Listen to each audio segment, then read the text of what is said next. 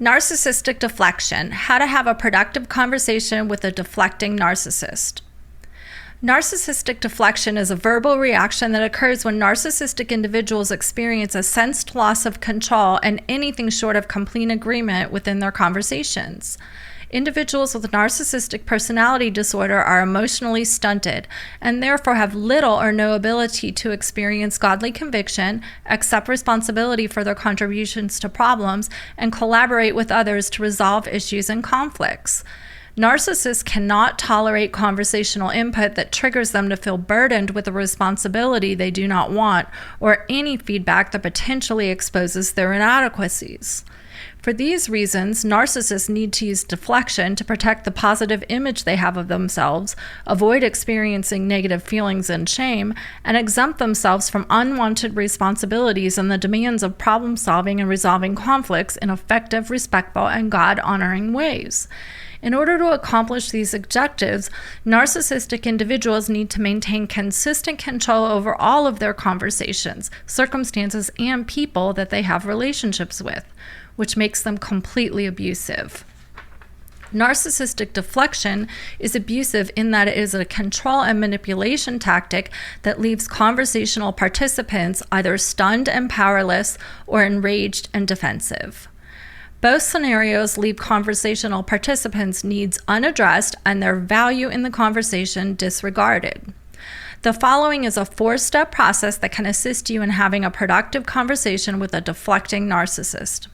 The first 2 steps lay the foundation for being able to experience a productive conversation, and the latter 2 steps provide conversational direction for accomplishing the goal of the conversation. Number 1. Predetermine the mode and timing of the conversation. Regarding the mode, pre-decide which mode of communication you will use for the conversation. Written mode is what I recommend. Regarding timing, schedule a time to have the conversation for when you feel energized and emotionally strong. If you plan to have a written conversation, plan a time to send your email, text, etc. that ensures your narcissist's frustrating, deflective reactions do not weaken or infuriate you and consequently impact your other priorities in a negative way.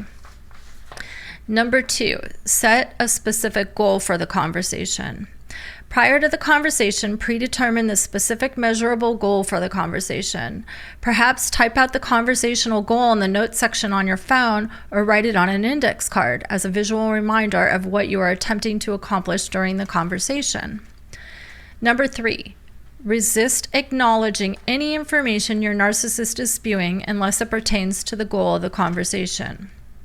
If you acknowledge your narcissist's words of deflection, in his or her mind, you have made his or her words important to you. To your narcissist, you have allowed the importance of your goal, as well as your overall value, to be overridden and disregarded and given him or her control over the conversation and your significance. Number 4, keep the conversation directed toward your goal. Employ the broken record technique. The broken record technique is a dialectical behavior therapy assertiveness skill in which one calmly and firmly states a short, concise statement that reflects a need or a boundary repeatedly until the other person accepts the message that the purpose of the conversation will not be allowed to be deflected and overlooked.